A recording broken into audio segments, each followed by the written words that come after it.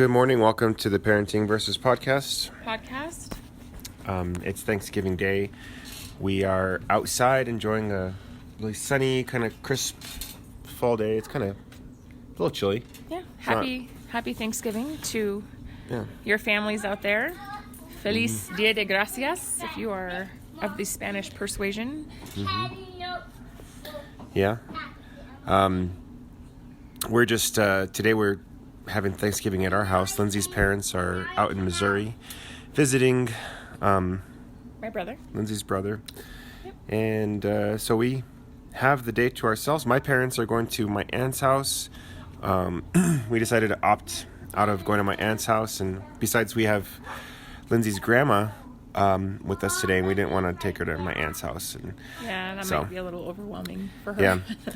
I've talked to a couple of different people about what you do, like when you're older, I guess, and you have kids, and there's Thanksgiving.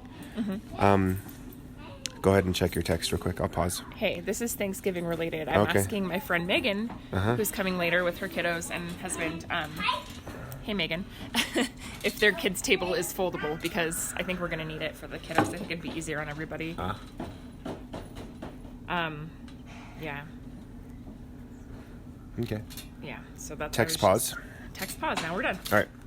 So I've talked to a lot of people our age, like mid-30s, about what they do for Thanksgiving, because a lot of couples will find themselves in a situation, and this isn't just Thanksgiving, it's like every holiday.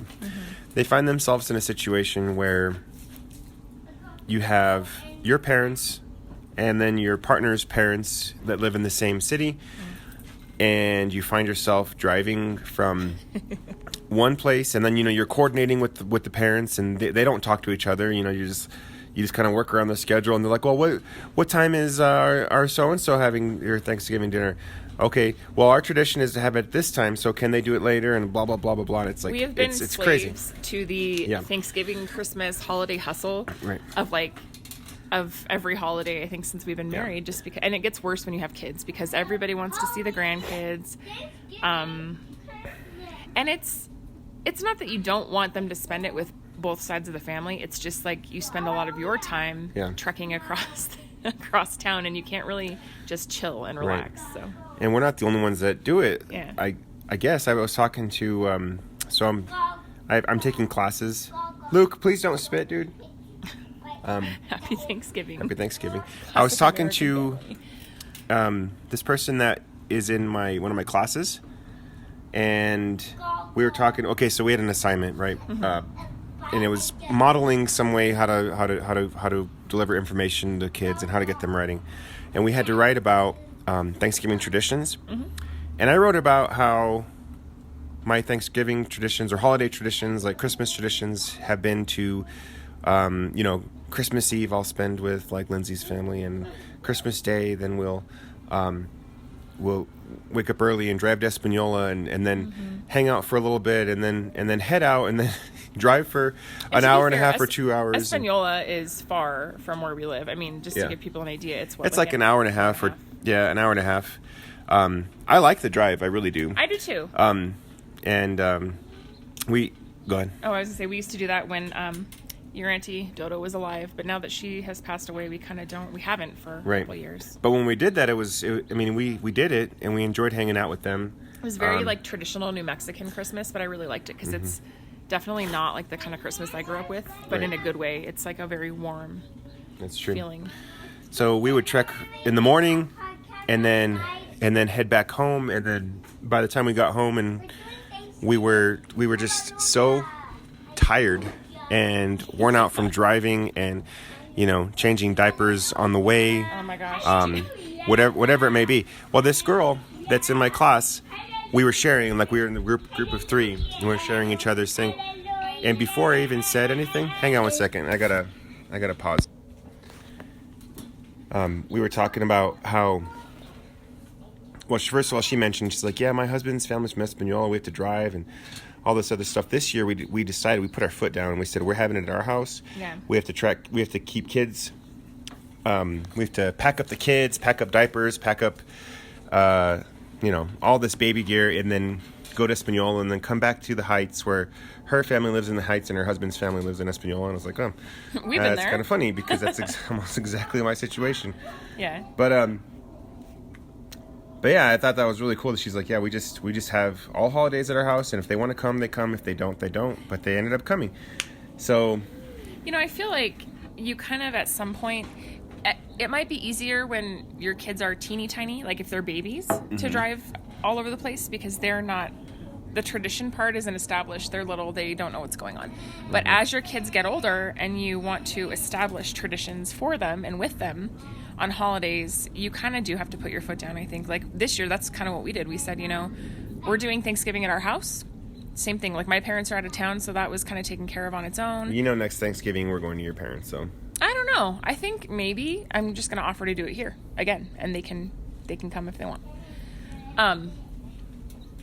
Lorenzo's giving me a look like, yeah, right. But I'm serious. Like, I'm tired of feeling like we're always at the mercy of, like, our parents' schedules. Well, we have two things to do. And those two families that we're visiting, my parents and your parents, they have one thing to do. Yeah. All day. And I don't know. Well, and then you throw in the dynamic of kids, like nap time, bedtime. They get cranky. They get tired. They're not hungry. They're tired of seeing a bunch of people. I mean, it's burnout for adults, but like for kids, it's really hyper-stimulating too. Plus, our parents need to spend more time with each other. Yeah, our parents really don't intermingle too much at all, really. I think there might be some jealousy between our moms and the grandkid thing. I don't know. I don't even want to talk about that. Yeah, well, we shouldn't talk about it now, but I think we should talk about it later because I've noticed some things. I don't think so. I just think that they're busy and they do their own thing. And you're also not a woman. Anyway, whatever. But yeah, so this Thanksgiving we're doing our thing. We got the bird in the oven. Listen to me. It's a big old bird. I'm a dad. I said I got the bird in the oven. Yeah, well, I call the turkey the bird. That's how you know. No, Riley. You're a dad. But I feel like we started Thanksgiving last night. Really, I like to make cranberry sauce from scratch, like in the crock pot. I do that every year. That's kind of like a tradition that I carry for myself, and I hope someday, like my daughter will want to do it or my sons. Oh wow, I don't know what's going on in there, but yeah. So I try a different recipe every year just to kind of just try something new. I like that. I did green chili cranberry sauce last year. I think I might have mentioned this before. And then this year I did bourbon vanilla cranberry sauce. So yes, there is a Kentucky bourbon in our cranberry sauce. But I did make sure that it all cooked out. So it's just for flavor, although there is also half a bottle of bourbon in our cabinet. Yippee. Happy holidays. So yeah, that's a tradition that I like. I like to make homemade cranberry sauce. It's simple. You can do it a lot of different ways. It's delicious. And it's just fun. And I love the way it makes the house smell, which is so nerdy, but it's true.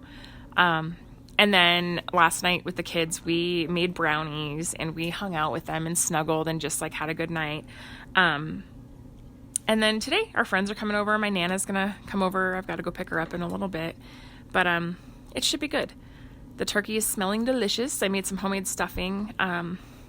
Funny thing is, I've made stuffing before, but it's always with my mom. So I used her recipe from memory. So we'll see how that goes. I'm hoping it turns out okay. It's the kind of stuffing that's like sausage and rosemary and apples, onion. I mean, it sounds crazy, but it's really good. So it smells good. Did you manage to fill up a couple minutes just talking about stuffing? And cranberry sauce. Oh. Two of my favorite things. So are you going ketogenic today? Yeah. Nope. You could, I guess, if you just eat turkey. And I feel like it wouldn't. And gravy, as long as you don't do flour in the gravy. I feel like, honestly, Thanksgiving would not be like the hardest day to go ketogenic. Yeah. Like, because speaking of Nana. Should I pause? Calling me. Can you pause it? My Nana's calling. Nana's calling.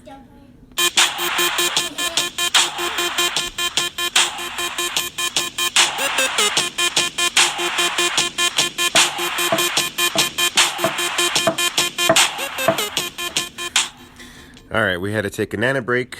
A nana break. A nana break. Yeah, my nana was calling. She's making green bean casserole, so that was amazing. And she's super excited. And I'm super excited too. Right. It's my favorite thing.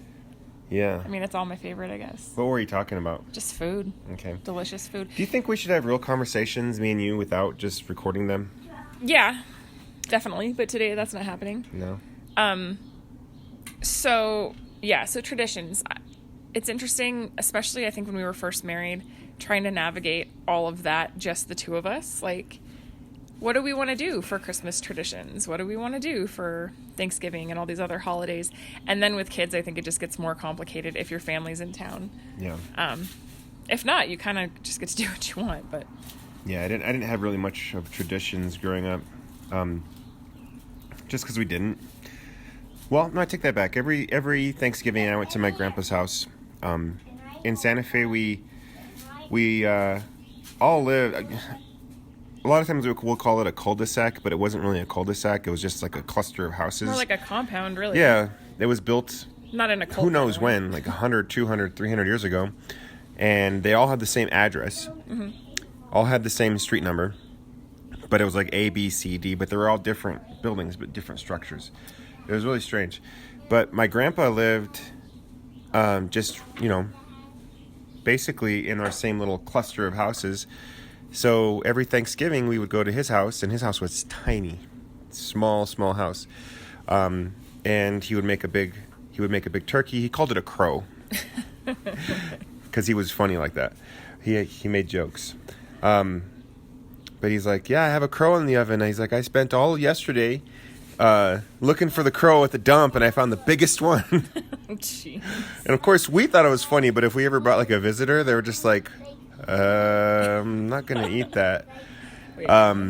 So yeah, we did that. We ate turkey, everything. There was always like 3 or 4 or 5 pumpkin pies and whipped cream. And the house, bourbon in your coffee? yes, I am. The house was so small that the adults would take shifts at eating at the table, and the kids, of course, we always ate outside, even if it was cold. Riley, please don't throw dirt. We ate outside. No throw dirt, dude. No throw dirt, dude. Don't throw dirt, bruh. It sounded very No dirt. Neanderthal-esque. So yeah, I had some really fond memories with that tradition of Thanksgiving at my grandpa's house, which yeah. Yeah, I remember as a kid in Portland, we would drive and go get my great grandma when she was still alive. We'd go pick her up at the nursing home that she was at. Well, it wasn't really. I guess it was a nursing home, but it was anyway. So we would drive. I remember passing the Max line, so we'd go past downtown. It was kind of southeast Portland area at the time. We'd go pick her up. We'd bring her home with us.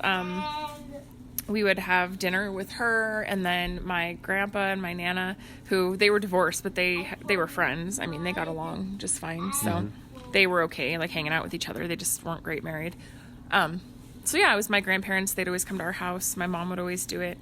And there's a few times it was at my grandma and grandpa Freeman's house too. And so we'd go up there with all the cousins and stuff, but it was always very formal. There was a kids table, and there was a grown-ups table. And the grown-ups table always had candles and very pretty centerpieces, because that's just how my grandma Freeman is. Wait, your grandma Freeman or your my grandma Freeman. Oh. My mom too, but my grandma Freeman when we'd have it up. Wait there, a second though, like formal. Which grandma's house did you go to? Grandma Freeman. But you would pick up your great grandma on your mom's side? No, when we would have it at our house, sometimes we would go pick up my great grandma. So it kind of rotated. But yeah, we would do that, and then I remember one Thanksgiving, I was 12, and my Uncle Matt, who's my favorite uncle. No, Ren. He brought my future aunt, her name's Gwen, and they were dating at the time, and that was our first time introducing her to the family. And he was the cool uncle, and he used to hang out with us at the kids' table, because he was just like the cool uncle. And I remember thinking, we got to sabotage this, because if they end up together and getting married, oh man, no more cool uncle. And so my cousin Jenny and I were scheming all these ways to sabotage his relationship on Thanksgiving. She's like, we could spill stuff on her. And I was like, yeah, cranberry sauce. And it was really funny because we were totally thinking about like how we could get her to like never come back. But then she ended up being really cool. Now they're married and, you know, I'm glad for it. But, 12-year-olds, like, I don't know. Stupid, that was a good story. Stupid memories, I guess. It wasn't a stupid memory. It's way funnier remembering it than it is telling it, I guess. But yeah. One time, I think one of my cousins stole my big, giant book of CDs out of my car during Thanksgiving. Nothing like family stealing your stuff. I don't know if it was one of my cousins or somebody just walking down the street, but... It was probably one of your cousins. Back in 2005, I had, CDs, right? They're, like, antiquated now. But, I had one of those big books. It was like 140 something. What were those called? There was like a name, Case Logic. Yeah, there was a Case Logic was the brand. Oh my gosh. That was the brand. But I had all my CDs in there. I had a ton of CDs, and I had them organized, right? Like, of course, MXPX was in the front. I didn't do alphabetical. I did genre. I ordered by frequency of listening. Yeah, pretty much. I think we all did that. But I had a huge binder of CDs, and I just had them in my front seat. And as I was getting in my truck, I had a Toyota 4x4 pickup. I love that thing. Whatever. I'll shower him. Our son's playing in dirt, and it's sensory stuff, so I'm like all good for it. But I got in my truck, and the binder was gone. And I was like, what the heck? Please don't tell me a cousin stole this. Like, happy Thanksgiving to me. But I don't know. My family's a little crazy, so. That does happen. It does happen in my family. Yeah, my parents have had things missing, like, I don't want to go into it, but they've had stuff missing from their house a lot. So, whatever. And that might be part of the reason we're not going to Aunt Teresa's house. Who knows? So. Am I hearing a crying baby, or is that a movie in the playroom? Movie? I like how you say it like a question. Movie? Yeah. Did you drink all the coffee? All the coffee? No. Yeah. Should I make more? No, this is my last cup. I realize you have to water it down a lot when you have bourbon in there. Need a little more coffee to kind of take the edge off. Yeah, so holiday traditions are strange. I think it just depends. But I think it's interesting to hear what other people do and like what their traditions are. Can we get real for a minute? I thought we were getting real this whole time. Well, we're talking about traditions and stuff, but tradition. I think part of this podcast we talk about. Riley's making this face. He's holding the hose in our backyard, and he's making a face like I'm about to spray you. He has a little gap on his top teeth, and I love that little gap that he has. Me too. He's getting wrapped around the hose. Take careful, dude. Anyways. Take careful. Take careful. Wow. My brain has officially stopped working already. Take careful, bro. So a lot of times when me and you, we have time off together, we end up getting at each other's throats. Yeah, it's hard to function. So, I think a lot of this podcast is we do discuss, the dynamics, the troubles of, or the difficulties in parenting and trying to navigate this parenting thing, trying to navigate our marriage through everything. It's funny too, because we ran into one of Ramon's ex-girlfriend, my brother Ramon's ex-girlfriends at a bar on Tuesday. And she's like, hey, is it hard to have 3 kids? We're like, either of us like hesitated. We're like, yep. Yes, it's hard. Stop it. Riley, no. Wow, you guys are getting all the sound effects on this episode. So it's a special holiday event. I got hit. You're hitting. Why don't you go tag the... Luke? Look at him. Go tag him. Go tag him. Say tag. You're it. So, yeah, Well, she was talking about how she has one baby, one son. He's, I think, 2 now. And she was talking about how she was, like, thinking, like, they were trying to have another one, her and her husband, and all this stuff. And she's like, is it hard? And we were just like, yeah.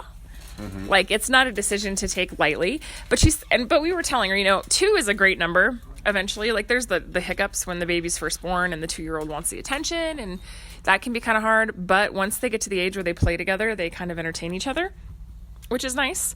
And that's actually a little bit easier. But yeah, 3 is insane. So we were like telling her, 2 sounds like a good number for you.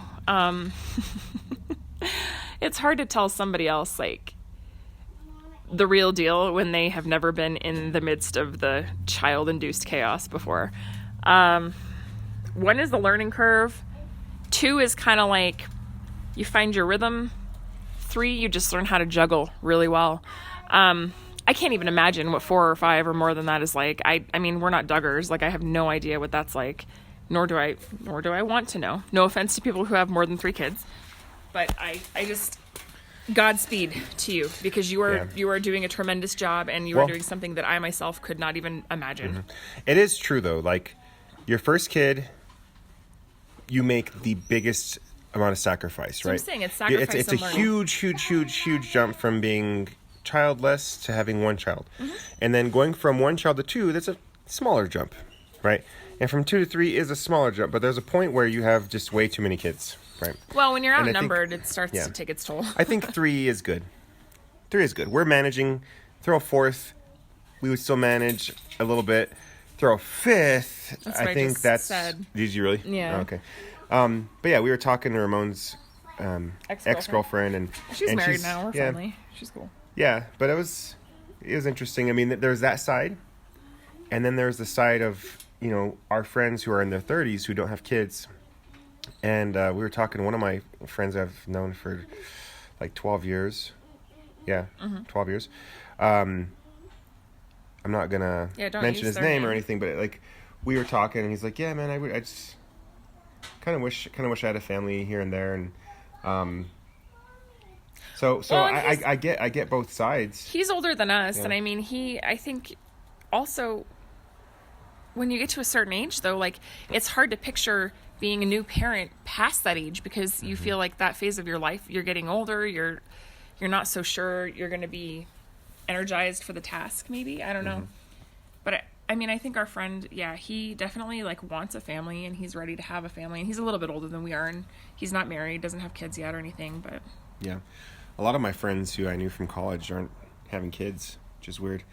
And we just decided to have kids. Yeah. And I mean, I wouldn't even say we decided. We just got married, and for some reason.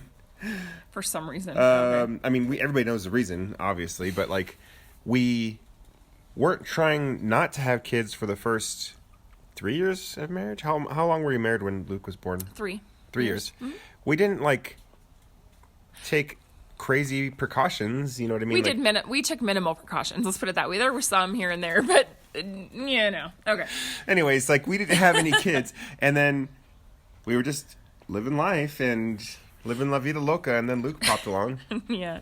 So anyway, like, and now he's 5. there's you got to think on both ends too.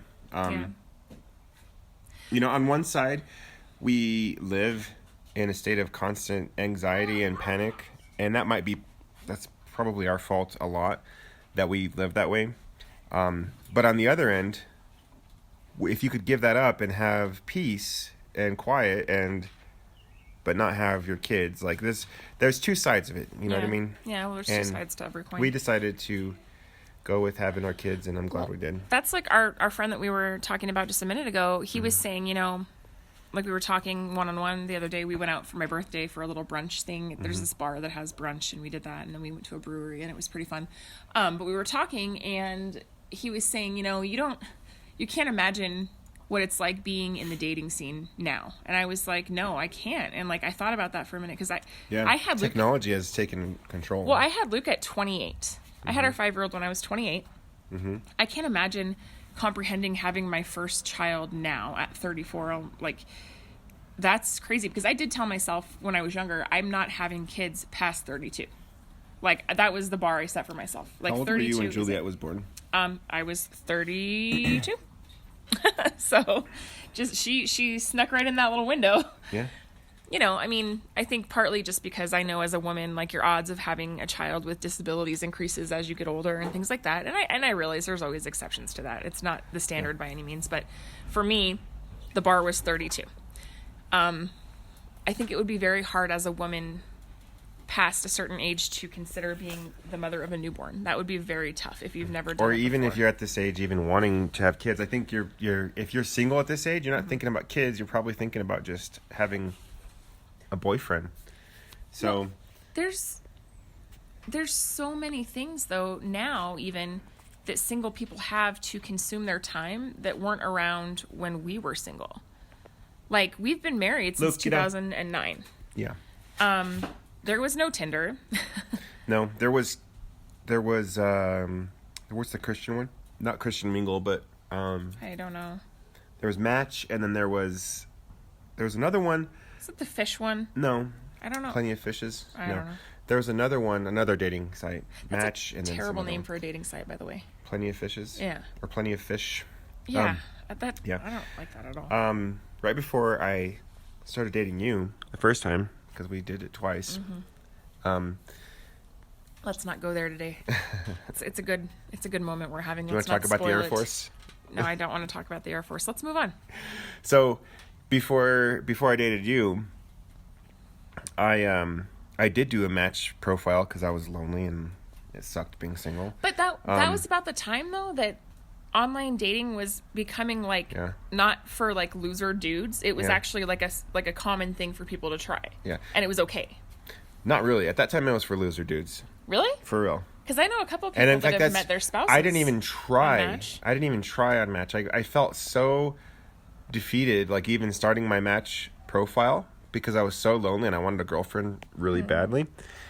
And I felt like, oh man, why can't I just find a girlfriend like in person? You know, if you would have grown a beard back then, it would have been a different story. I actually couldn't back then. Oh. Sorry. I'm not trying to beard shame you. That's okay. You just did feel like anyway. the beard But carries a lot of anyway, pride. I started the profile, started both the profiles, and I didn't talk to anybody. I did the profile. You have like a profile, you're like, don't talk to me. I felt embarrassed about it. But yeah, I mean, today you have all of the online websites, but then you have Tinder, which is, you know, the swipe left thing. And I and you, hopefully, if things I've work, literally never been on Tinder. if things work out, if you would have seen our little squabble this morning, you would have said otherwise. You guys are probably setting up a Tinder file as we speak. But Let's just say this. let's just say we had a little fight. I threw something that I shouldn't have, like a frisbee. And that's all we're gonna say about that. So we will never understand that that technology. Right, but I also feel like that's creating kind of like a culture too of, I mean, we've had hookup culture for a long time. Like that's been around since we were in college. Like that's not a new concept, but this online stuff like Tinder is just perpetuating that hookup culture more so than like relationship culture or like Do you think it's relational culture. Does that make sense? Do you think that there's people out there who probably just want a relationship? But I think that today, They just don't know how to go about it. I think that today, before a relationship happens, there's going to be that initial attraction, and there's going to be that time when you go to a brewery and you have a couple beers and you enjoy the conversation, and then you go home and then you have sex. Like that's the thing. But that's the culture today. that we have perpetuated to this point. I don't think it's right though. Yeah, I don't know. You know, there's a book I read a while ago. I mean, a long time ago, and I'm trying to remember the name of it. I think it was called Unhooked. Oh yeah, was that a Christian book? No, it wasn't a Christian book. I don't read a lot of Christian books, actually. No, it was called Unhooked, and it was talking statistically about how these things affect dating and personal and interpersonal relationships and perception of different genders. It was very interesting. They surveyed a bunch of college students and then young adults in the workforce, and like they kind of talked to them about how they met people, the process in which they ended up dating people, which most of it was like, I went to a bar, I met somebody, we hooked up, and then we started dating. So it's almost like we have this new, well, it's not new. I hate to say new because it's not.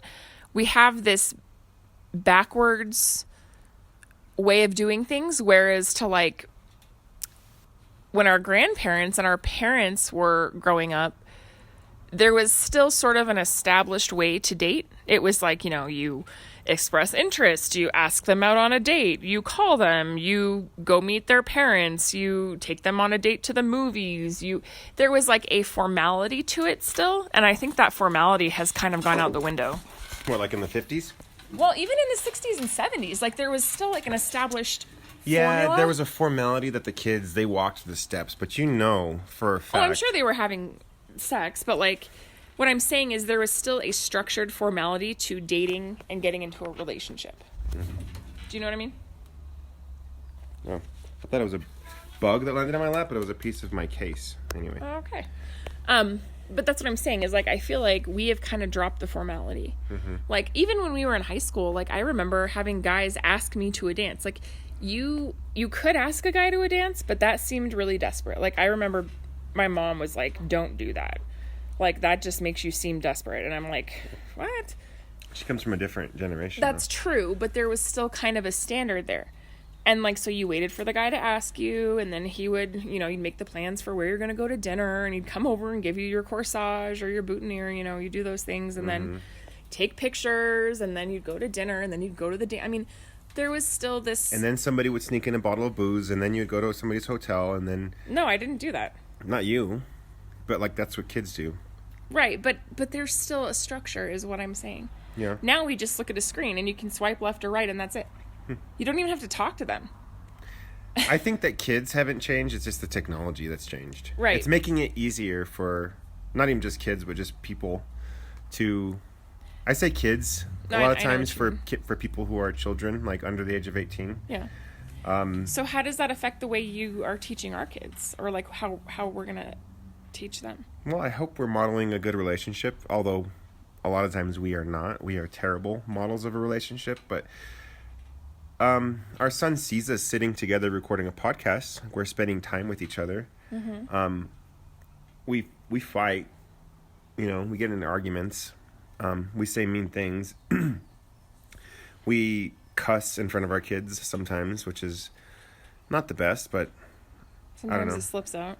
Yeah, but I hope to model what a good person should be like, and I hope to model those things to our kids, and I'm not going to shy away from those conversations with our kids. Like, yeah, of course not. I'm going to call their parts what they are, and you know what I mean? Like, I'm not going to hide those things that are kind of hard to talk to with kids. No, you shouldn't. Because then they find out other ways. But you know what's interesting? Speaking of relationships and technology, so I was watching Catfish yesterday because that's one of my guilty pleasures in life.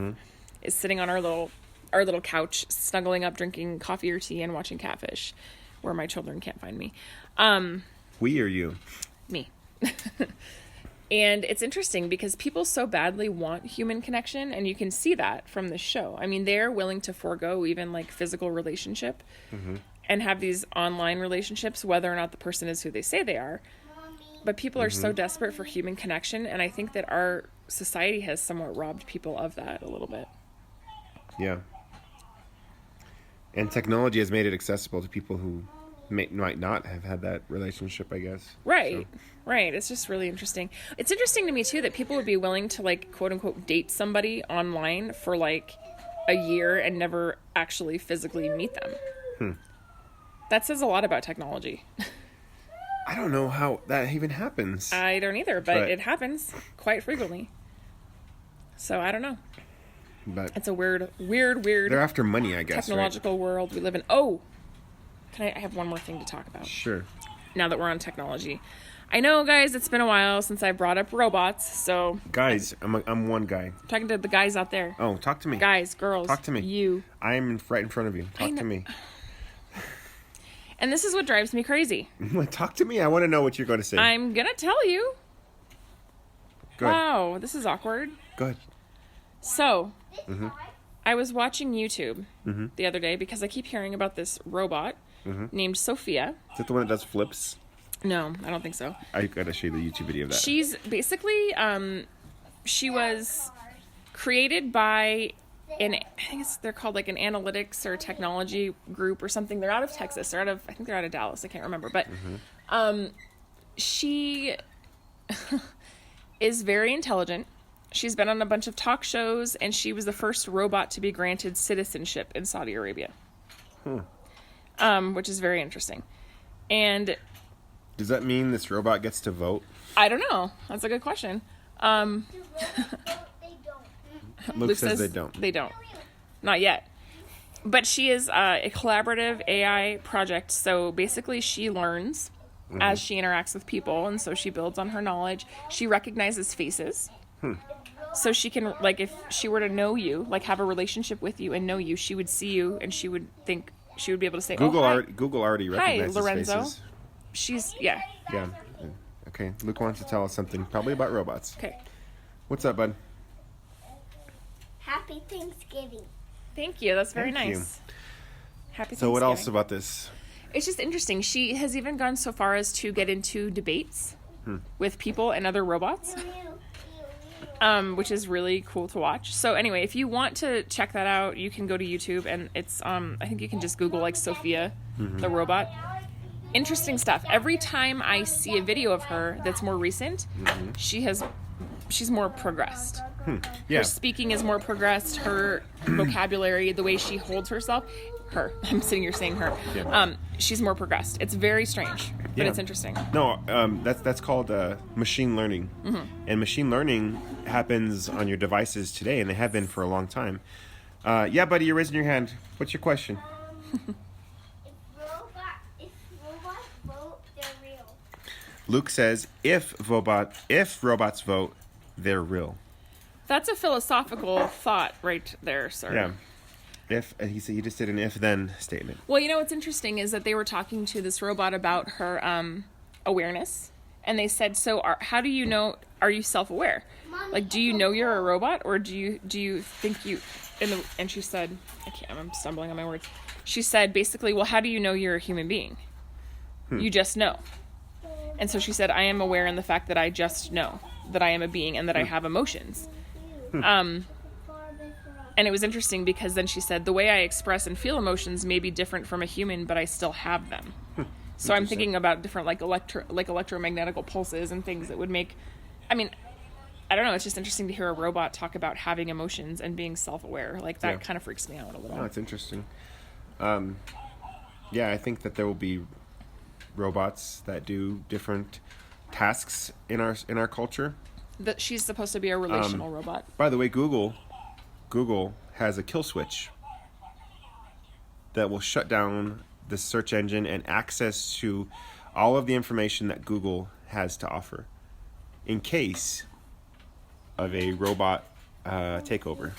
However, if robots are constantly learning, then they would be able to learn how to override a kill switch pretty easily. I Yes, feel Luke, like. you're raising your hand. What's up?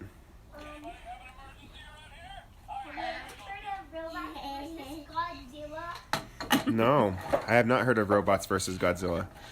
What a So- Thanksgiving episode this is. So your phones do machine learning all the time.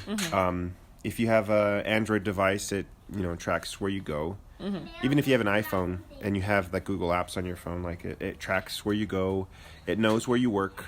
Oh, yeah. It knows where your house is. I always And- get the and it- updates about yeah. the traffic and where I'm going. Yeah, it tells you, hey, you should leave now if you want to make it to work on time because here's the traffic. And also Google Assistant. Just a second, but you're raising your hand. What's up? Okay, what's up? One time I discovered that they didn't have the turtle, and we were at the museum, but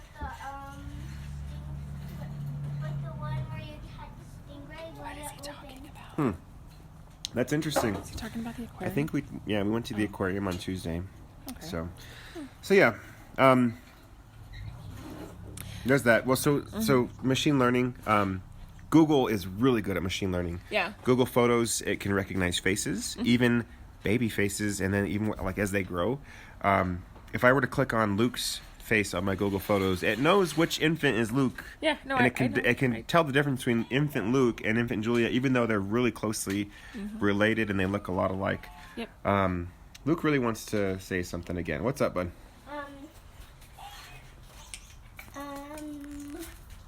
On Google,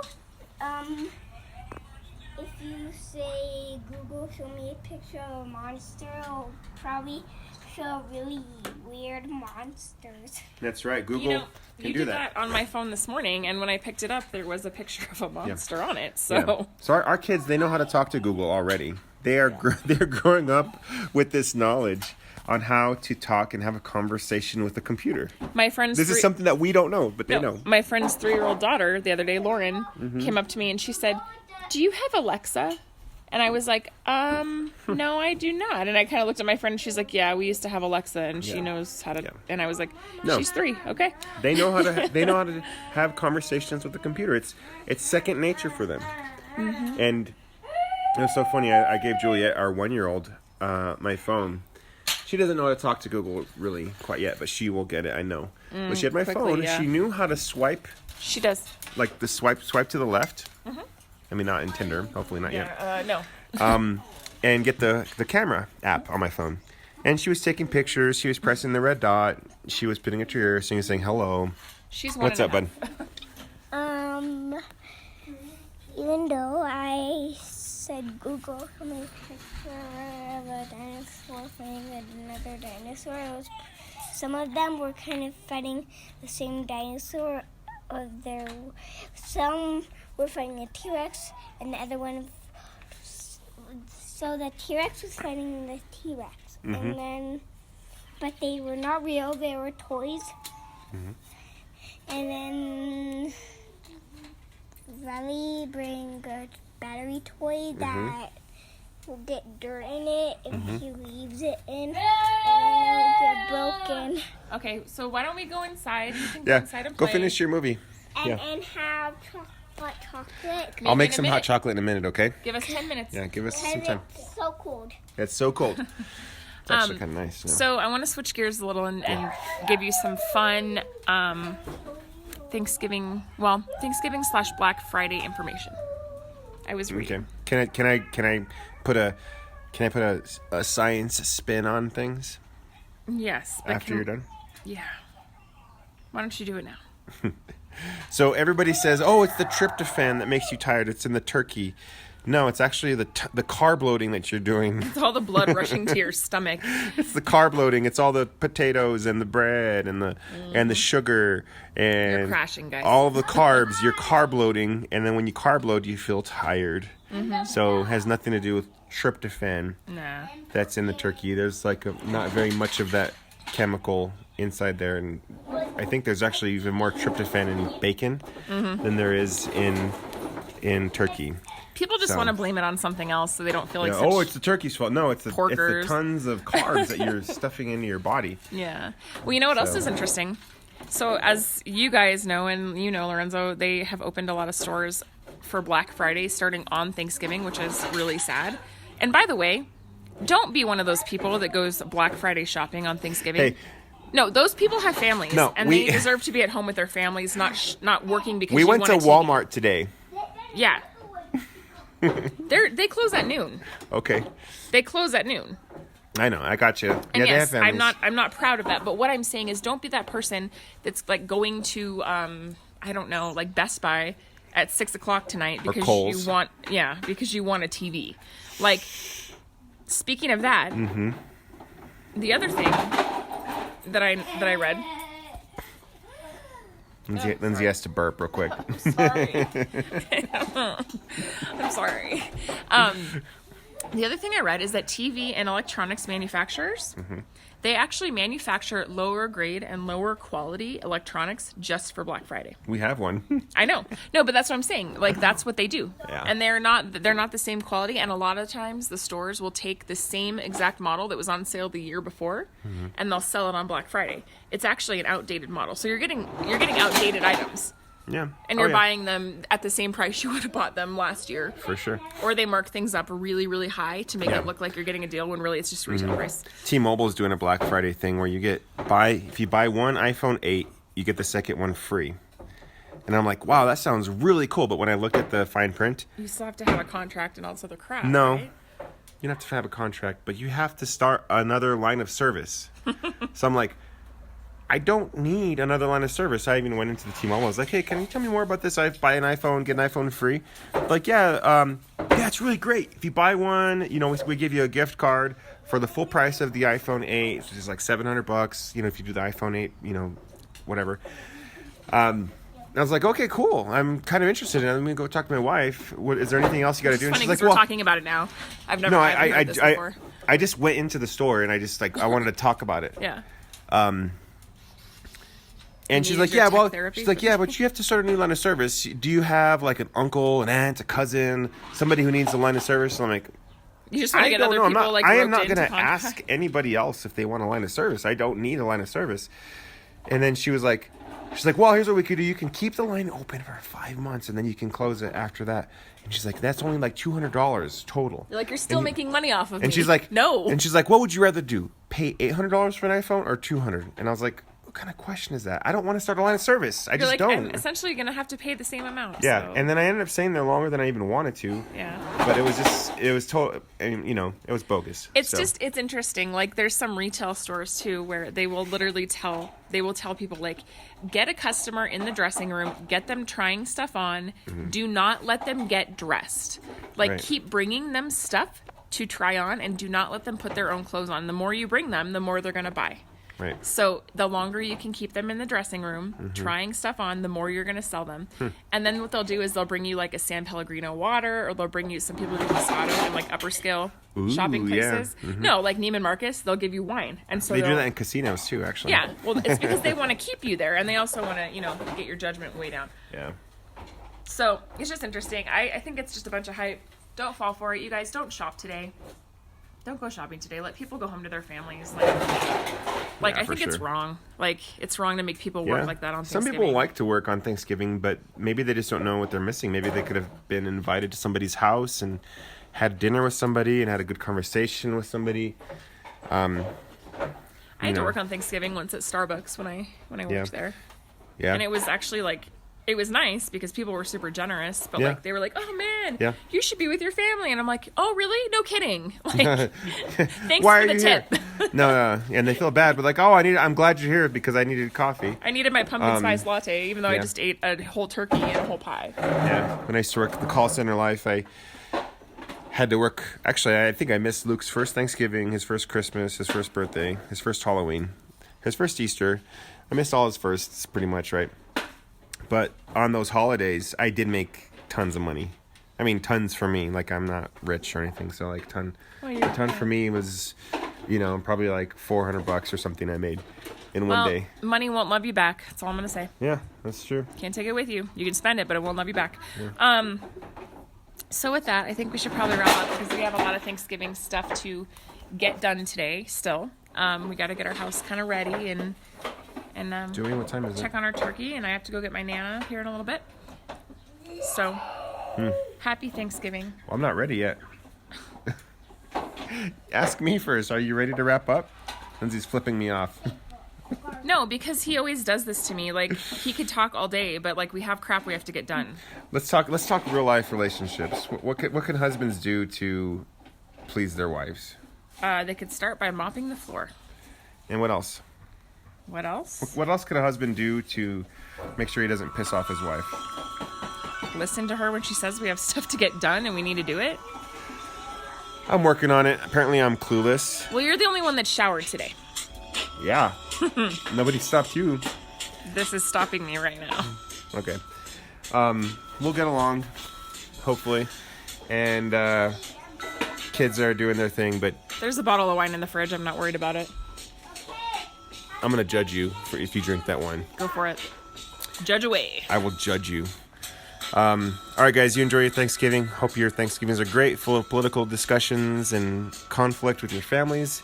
But hope you guys make up and have fun at the end of it. All right, guys, we'll talk to you on the next one.